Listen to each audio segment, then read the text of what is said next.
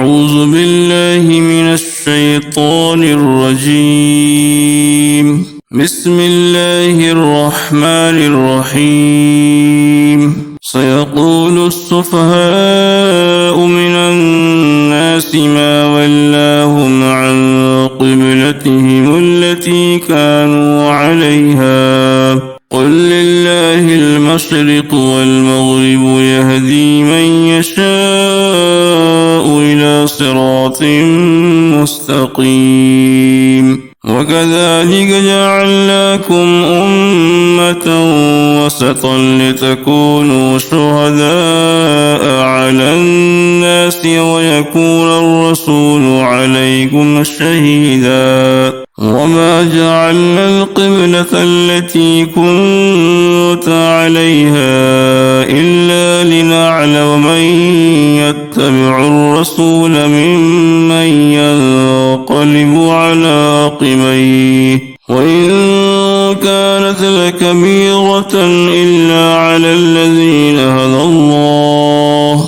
وما كان الله ليضيع إيمانكم إن الله بالناس لرؤوف رحيم. قد نرى تقلب وجهك في السماء فلنولينك قبلة ترضاها فول وجهك شطر المسجد الحرام وحيث ما كنتم فولوا وجوهكم شطره وإن الذين أوتوا الكتاب ليعلمون أنه الحق من ربهم وما الله بغافل عما يعملون. ولئن أتيت الذين أوتوا الكتاب بكل آية ما تبعوا قبلتك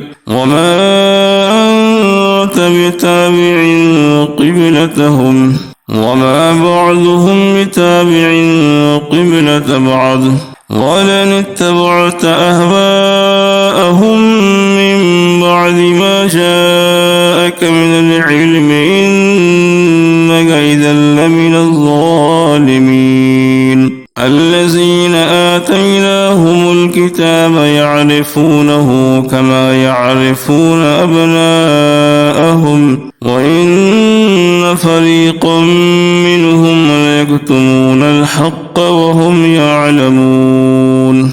الحق من ربك فلا تكونن من الممترين. ولكل وجهة هو موليها فاستبقوا الخيرات أينما تكونوا يأتي بكم الله جميعا إن الله على كل شيء قدير. ومن حيث خرجت فول وجهك شطر المسجد الحرام وإنه للحق من ربك وما الله بغافل عما تعملون. ومن حيث خرجت فول وجهك شطر المسجد الحرام وحيث ما كنتم فولوا وجوهكم شطره لئلا يكون للناس عليكم حجة إلا الذين ظلموا منهم فلا تخشوهم واخشوني ولأتم نعمتي عليكم ولعلكم تهتدون. كما أرسلنا فيكم رسولا منكم يتلو عليكم آياتنا ويزكيكم ويعلمكم الكتاب والحكمة ويعلمكم ما لم تكونوا تعلمون. فاذكروني أذكركم واشكروا لي ولا تكفرون.